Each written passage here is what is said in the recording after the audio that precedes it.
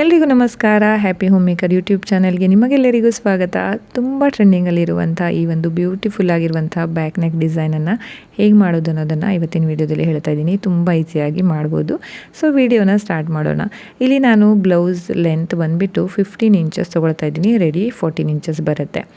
ಓಕೆನಾ. ಇಲ್ಲಿ 34 ಸೈಜಿನ ಬ್ಲೌಸನ್ನು ನಾನು ರೆಡಿ ಮಾಡ್ತಾ ಇದ್ದೀನಿ. ಯೂಶ್ವಲಿ ನಾನು ಡೀಪ್ ನೆಕ್ಕಿಗೆ 5 ಇಂಚ್ ತೊಗೊಳ್ತಾ ಇದ್ದೀನಿ. 5 ಇಂಚ್ ತೊಗೊಳ್ತೀನಿ ಶೋಲ್ಡರ್ಸ್ ಮತ್ತು ಆರ್ಮ್ ಹೋಲ್. ಆದರೆ ಈ ಒಂದು ಡಿಸೈನ್ ಇದೆ, ಇದು ಸ್ವಲ್ಪ ಚಿಕ್ಕದಾಗಿ ಬರುತ್ತೆ. ಹಾಗಾಗಿ ಇಲ್ಲಿ ನಾವು ಪ್ಲಸ್ ½ ಇಂಚ್ ಮಾಡ್ಕೋಬೇಕಾಗತ್ತೆ. ಹಾಗಾಗಿ ನಾನು ಶೋಲ್ಡರ್ ಮತ್ತು ಆರ್ಮ್ ಹೋಲನ್ನು 5.5 ಇಂಚು ಇಲ್ಲಿ ಮಾರ್ಕ್ ಮಾಡ್ಕೋತಾ ಇದ್ದೀನಿ. ಸೊ ನಮ್ಮ ಎದೆಯ ಸುತ್ತಳತೆ 34 ಇಂಚ್ ಇರೋದ್ರಿಂದ ಡಿವೈಡೆಡ್ ಬೈ 4 8.5 ಮತ್ತು 2 ಇಂಚು ನಾನು ಇಲ್ಲಿ ಮಾರ್ಜಿನ್ ತೊಗೊಳ್ತಾ ಇದ್ದೀನಿ.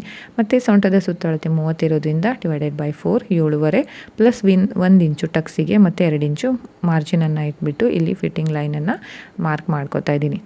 ಸೊ ಇಲ್ಲಿ ಆರ್ಮ್ ಹೋಲ್ ಶೇಪ್ ಕೊಡಬೇಕಲ್ವಾ, ಇಲ್ಲಿ 1/4 ಇಂಚಿಗೆ ಮಾರ್ಕ್ ಮಾಡಿ ಬ್ಯಾಕ್ ನೆಕ್ ಇರೋದ್ರಿಂದ 1/4 ಇಂಚಿಗೆ ಮಾರ್ಕ್ ಮಾಡಿ ಇಲ್ಲಿ ಆರ್ಮ್ ಹೋಲ್ ಶೇಪನ್ನು ಕೊಡ್ತಾ ಇದ್ದೀನಿ. ಇವಾಗ ನೆಕ್ ರೆಡಿ ಮಾಡ್ಕೊಳ್ಳೋಣ. ಸೊ ಈ ನೆಕ್ ವಿಡ್ತ್ ಸ್ವಲ್ಪ ನಾನು ದೊಡ್ಡದಾಗಿ ಇಡ್ತಾ ಇದ್ದೀನಿ. ನಿಮಗೆ ಹೇಗೆ ಅನುಕೂಲ ಆಗುತ್ತೆ ಆ ಥರ ನೀವು ಮಾರ್ಕ್ ಮಾಡ್ಕೋಬೋದು. ಸೊ ನಾನು ಇದರ ಉದ್ದ 11 ಇಂಚು, ಪೂರ್ಣ ಉದ್ದ ಅಂದರೆ ನೆಕ್ಕಿನ ಪೂರ್ಣ ಉದ್ದ 11 ಇಂಚ್ ಇಟ್ಕೊಳ್ತಾ ಇದ್ದೀನಿ. ಇಲ್ಲೂ ಕೂಡ 3 ಇಂಚಿಗೆ ಮಾರ್ಕ್ ಮಾಡಿ ಒಂದು ಬಾಕ್ಸನ್ನು ರೆಡಿ ಮಾಡ್ಕೊತಾ ಇದ್ದೀನಿ. ಈ ಒಂದು ನೆಕ್ ಸ್ವಲ್ಪ ಚಿಕ್ಕದಾಗಿ ಬರೋದ್ರಿಂದ ವಿಡ್ತ್ ಸ್ವಲ್ಪ ದೊಡ್ಡದಾಗಿಟ್ಟರೆ ಕರೆಕ್ಟಾಗಿ ಬರುತ್ತೆ. ಓಕೆನಾ. ಸೊ ಮೇಲ್ಗಡೆಯಿಂದ 7.5 ಇಂಚಿಗೆ ಇಲ್ಲೊಂದು ಮಾರ್ಕನ್ನು ಮಾಡ್ಕೋತಾ ಇದ್ದೀನಿ. ಸೊ ಇಲ್ಲಿ ಒಂದು ಬಾಕ್ಸ್ ರೆಡಿ ಮಾಡ್ಕೊಳ್ಳೋಣ. ಬಾಕ್ಸ್ ರೆಡಿ ಮಾಡ್ಕೊಂಡಾದಮೇಲೆ ಇದಕ್ಕೆ ಇಲ್ಲಿ ಒಂದು ತ್ರಿಕೋನ ಆಕಾರವನ್ನು ಕೊಡಬೇಕು. ಓಕೆನಾ. ಈ ಡಿಸೈನ್ ತುಂಬ ಟ್ರೆಂಡಿಂಗಲ್ಲಿರುತ್ತೆ ಮತ್ತು ಇದನ್ನು ಹಾಕ್ಕೊಂಡಾಗ ತುಂಬಾ ಚೆನ್ನಾಗಿ ಅನಿಸುತ್ತೆ. ತುಂಬ ಈಸಿಯಾಗಿ ನಾವು ಇದನ್ನು ರೆಡಿ ಮಾಡ್ಕೋಬೋದು. ಸೊ ನೆಕ್ಸ್ಟ್ ನೋಡಿ, ಇಲ್ಲಿ ಮೇಲ್ಗಡೆ ನಾನು 2.5 ಇಂಚಿಗೆ ಒಂದು ಮಾರ್ಕನ್ನು ಮಾಡ್ಕೋತಾ ಇದ್ದೀನಿ. ಸೊ ಮೇಲಿನ ನೆಕ್ ಶೇಪ್ ಏನಿದೆ ಇದನ್ನು ನೀವು ರೌಂಡ್ ಕೂಡ ಮಾಡ್ಕೋಬೋದು. ನಾನು ಇಲ್ಲಿ ಸ್ವಲ್ಪ ಸ್ವೀಟ್ ಹಾರ್ಟ್ ನೆಕ್ ಶೇಪನ್ನು ಮಾಡ್ತಾ ಇದ್ದೀನಿ. ಸೊ ನಿಮ್ಮ ಇಷ್ಟ, ನಿಮಗೆ ಯಾವ ಥರ ಡಿಸೈನ್ ಬೇಕೋ ಆ ಥರ ನೀವು ಡಿಸೈನನ್ನು ಮಾಡ್ಕೋಬೋದು.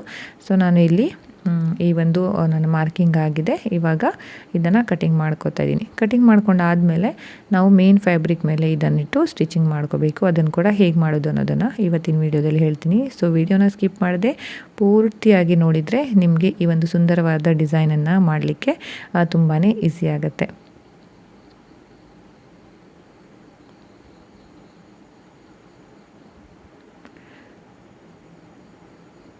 ಈ ಒಂದು ಡಿಸೈನನ್ನು ನೀವು ಕ್ಯಾನ್ವಾಸ್ ಮೇಲೆ ಇಟ್ಟು ಕೂಡ ಮಾಡ್ಬೋದು, ಅಥವಾ ಡೈರೆಕ್ಟಾಗಿ ಬಟ್ಟೆ ಮೇಲೆ ಇಟ್ಕೊಂಡು ಕೂಡ ಮಾಡ್ಬೋದು. ನಾನಿಲ್ಲಿ ಕ್ಯಾನ್ವಾಸ್ ಯೂಸ್ ಮಾಡ್ತಾ ಇಲ್ಲ. ಇವಾಗ ನೋಡಿ, ಇದನ್ನು ನಾನು ಮೇನ್ ಫ್ಯಾಬ್ರಿಕ್ ಮೇಲೆ ಇಟ್ಕೊಂಡು ಇದನ್ನು ಪಿನ್ ಮಾಡ್ಕೋತಾ ಇದ್ದೀನಿ. ಯಾಕಂದರೆ ನಮ್ಮ ನೆಕ್ ಆ ಕಡೆ ಈ ಕಡೆ ಅಲ್ಗಾಡಬಾರ್ದಲ್ವಾ. ಸೊ ಈ ಒಂದು ಬಟ್ಟೆ ತುಂಬ ಸಿಲ್ಕಿ ಆಗಿದೆ.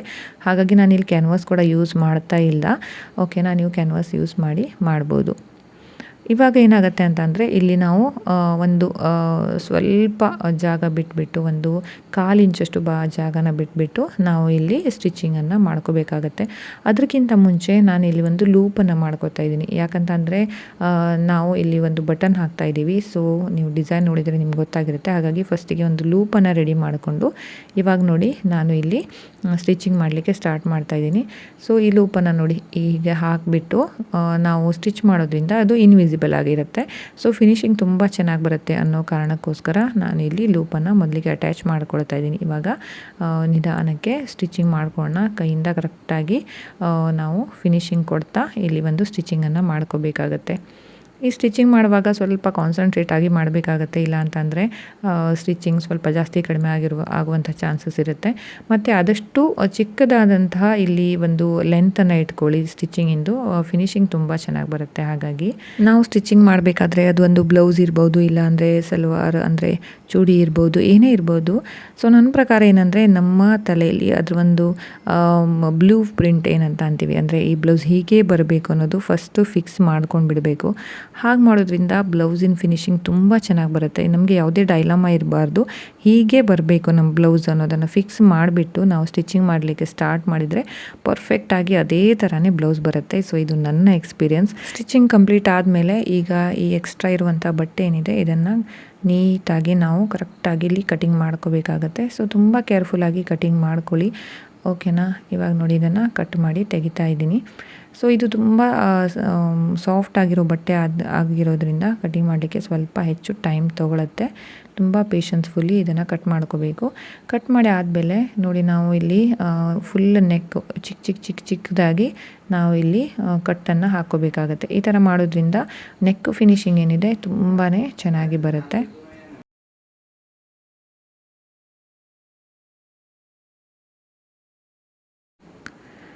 ಇವಾಗ ನೋಡಿ ಇದನ್ನು ಟರ್ನ್ ಮಾಡ್ಕೊಳ್ಳೋಣ.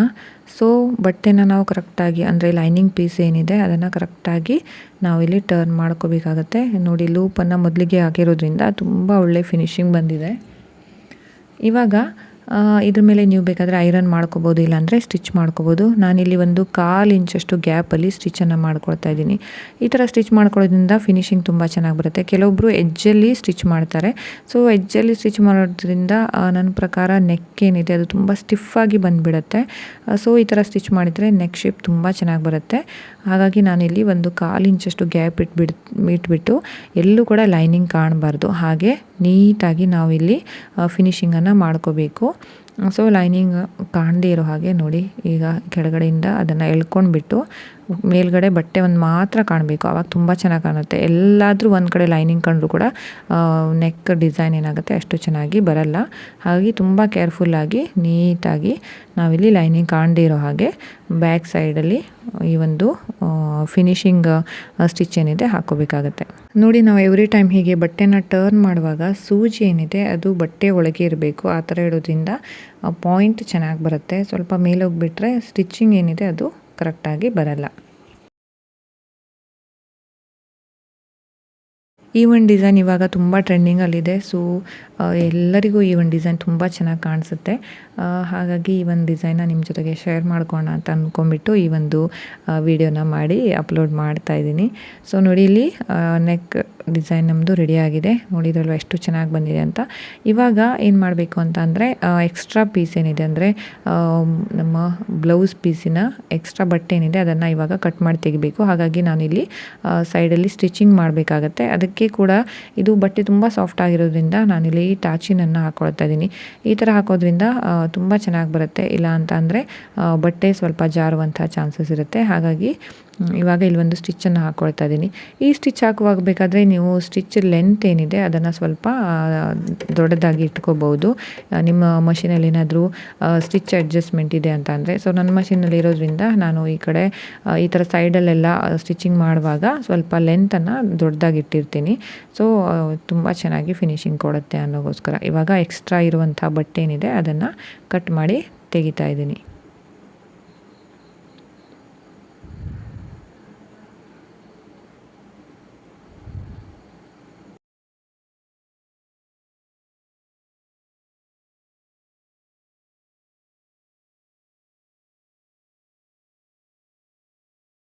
ಇವಾಗ ಟಕ್ಸನ್ನು ಹಾಕ್ಕೋಬೇಕು. ಸೊ ಸೆಂಟ್ರ್ ಪಾಯಿಂಟ್ ಮಾಡಿಬಿಟ್ಟು ಇಲ್ಲಿ ಬೇಕಾದ್ರೂ ನೀವು ಒಂದು ಸಣ್ಣ ಕಟ್ ಹಾಕ್ಬೋದು. ನಾನಿಲ್ಲಿ ಮಾರ್ಕ್ ಮಾಡಿಕೊಂಡು ಇಲ್ಲಿ 4 ಇಂಚಿಗೆ ಟಕ್ಸನ್ನು ಹಾಕ್ಕೋಬೇಕಾಗತ್ತೆ. ಇಲ್ಲಿ ವಿಡ್ತ್ ಬಂದುಬಿಟ್ಟು 1/2 ಇಂಚು ಮತ್ತು ಲೆಂತ್ ಬಂದುಬಿಟ್ಟು 4 ಇಂಚಿಗೆ ನಾವು ಇಲ್ಲಿ ಒಂದು ಟಕ್ಸನ್ನು ಹಾಕ್ಕೊಳ್ತಾ ಇದ್ದೀನಿ. ಸೊ ಇವಾಗ ಸ್ಟಿಚ್ ಲೆಂತ್ ಏನಿದೆ ಅದು ಸ್ವಲ್ಪ ಕಡಿಮೆ ಮಾಡ್ಕೋಬೇಕು. ಒಂದು ವೇಳೆ ನೀವು ಆವಾಗ ಸ್ಟಿಚ್ ಲೆಂತ್ ಏನಾದರೂ ಸ್ವಲ್ಪ ದೊಡ್ಡದಾಗಿಟ್ಟಿದ್ರೆ ಇವಾಗ ಲೆಂತನ್ನು ಮತ್ತೆ ಚಿಕ್ಕದಾಗಿ ಇಡಬೇಕಾಗತ್ತೆ. ಅದು ಪ್ರತಿ ಸಲ ಅಡ್ಜಸ್ಟ್ ಮಾಡಬೇಕಂತ ಇಲ್ಲ, ಕೆಲವೊಬ್ಬರು ಮಾಡ್ತಾರೆ, ನಾನು ಮಾಡ್ತೀನಿ, ಅದಕ್ಕೆ ಹೇಳ್ತಾ ಇದ್ದೀನಿ ಅಷ್ಟೇ. ಸೊ ಇದು ಒಂದು ನಾನು ಫಾಲೋ ಮಾಡುವಂಥ ಮೆಥಡ್ ಏನಂತಂದರೆ ಟಕ್ಸ್ ಹಚ್ಚಾದಮೇಲೆ ಇಲ್ಲಿ ನೋಡಿ ನನಗೆ ಸ್ಟ್ರೇಟಾಗಿ ಬರಬೇಕು ಬ್ಲೌಸು, ಇಲ್ಲಾಂದರೆ ಸ್ವಲ್ಪ ಅದು ಯೂ ಕರ್ವ್ ಬರುತ್ತೆ ಅಂತ ಅನಿಸುತ್ತೆ ನನಗೆ. ಹಾಗಾಗಿ ನಾನು ಇಲ್ಲಿ ಒಂದು 1/4 ಇಂಚಷ್ಟು ಎಕ್ಸ್ಟ್ರಾ ಕಟ್ಟನ್ನು ಕೊಡ್ತೀನಿ. ಈ ಥರ ಮಾಡೋದ್ರಿಂದ ನೆಕ್ ಏನಿದೆ ಬ್ಲೌಸ್ ಏನಿದೆ ಅದು ಕರೆಕ್ಟಾಗಿ ಬರುತ್ತೆ. ಆ ಥರ ಸ್ವಲ್ಪ ಯೂ ಕರ್ವ್ ಏನಿದೆ ಅದು ಬರಲ್ಲ. ಇವಾಗ ಸೊಂಟದ ಪಟ್ಟಿನ ರೆಡಿ ಮಾಡ್ತಾಯಿದ್ದೀನಿ. ಇಲ್ಲಿ ನೋಡಿ ಸೊಂಟದ ಪಟ್ಟಿನ ಒಂದು 1/2 ಇಂಚ್ ಅಷ್ಟು ಗ್ಯಾಪಲ್ಲಿ ಸೊಂಟದ ಪಟ್ಟಿನ ನಾನಿಲ್ಲಿ ಹಚ್ಕೊಳ್ತಾ ಇದ್ದೀನಿ. ಸೊ ಇದನ್ನು ಟರ್ನ್ ಮಾಡಿ ಇದ್ರ ಮೇಲೆ ಮತ್ತೊಂದು ಸ್ಟಿಚ್ಚನ್ನು ಹಾಕೋಣ.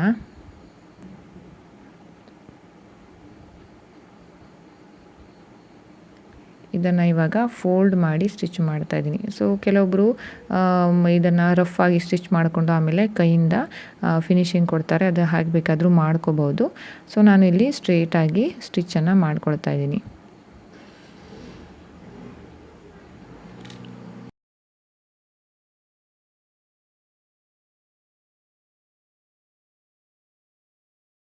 ಸೊ ನೋಡಿದ್ರಲ್ಲ ಫ್ರೆಂಡ್ಸ್ ಎಷ್ಟು ಚೆನ್ನಾಗಿ ಬಂದಿದೆ ಅಂತ. ಇಲ್ಲಿ ಒಂದು ಬಟನನ್ನು ಹಚ್ಚಿಬಿಟ್ರೆ ಈ ಒಂದು ಲೂಪ್ ಆ ಬಟನಿಗೆ ಹಾಕಿದರೆ ನಮ್ಮ ಬ್ಲೌಸ್ ಫಿನಿಶಿಂಗ್ ತುಂಬ ಚೆನ್ನಾಗಿ ಬರುತ್ತೆ. ಈ ಒಂದು ಡಿಸೈನ್ ನನಗಂತೂ ಸಖತ್ ಇಷ್ಟ ಆಯಿತು. ನಿಮಗೂ ಕೂಡ ಇಷ್ಟ ಆಯಿತು ಅಂತ ಅಂದ್ಕೋತೀನಿ. ವಿಡಿಯೋ ಇಷ್ಟ ಆದರೆ ಲೈಕ್ ಮಾಡಿ, ಚಾನಲ್ನ ಸಬ್ಸ್ಕ್ರೈಬ್ ಮಾಡಿಲ್ಲ ಅಂದರೆ ದಯವಿಟ್ಟು ಸಬ್ಸ್ಕ್ರೈಬ್ ಮಾಡಿ. ಮತ್ತೊಂದು ವಿಡಿಯೋದೊಂದಿಗೆ ಸಿಗ್ತೀನಿ. ಅಲ್ಲಿವರೆಗೂ have a good day, take care, bye.